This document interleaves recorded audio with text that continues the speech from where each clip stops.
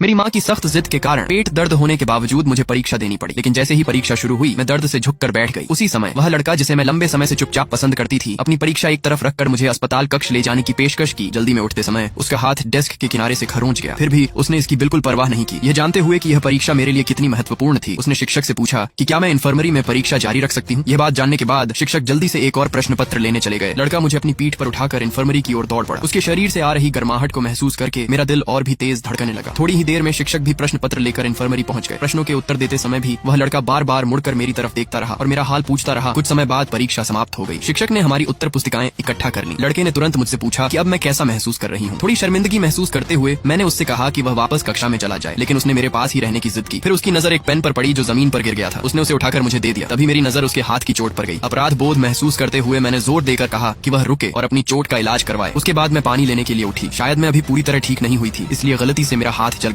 जैसे ही लड़के ने यह होते देखा, वह तुरंत मेरी तरफ दौड़ आया। उसने धीरे से गीले टिश्यू से मेरा हाथ साफ किया। हर कदम पर उसका मेरी चिंता करना मुझे बहुत गहराई से छू गया। उस दोपहर परीक्षा का परिणाम पता चलने के बाद मेरी माँ गुस्से में कक्षा में आ गई। उन्हें देखकर मेरे पास अनुमति लेकर बाहर जाने के अलावा कोई और विकल्प नहीं था। जैसे ही मैं बाहर पहुंची, उन्होंने मेरे अंकों के बारे में पूछना शुरू कर दिया कि क्या हुआ था। मुझे यह नहीं पता था कि वह लड़का यह सब देख रहा था। जब मेरी माँ लगातार मुझसे सवाल करती रही तो मैं केवल कांपती हुई आवाज में वजह समझा सकी। जो कुछ हुआ था उसे सुनने के बाद भी उन्होंने मेरे लिए कोई चिंता नहीं दिखाई। आखिरकार मैं और सहन नहीं कर सकी और मेरी उनसे जोरदार बहस हो गई। फिर मैं उनके गुस्से के बावजूद मुड़कर वहां से चली गई, लेकिन मैंने यह ध्यान नहीं दिया कि वह लड़का पास ही खड़ा था।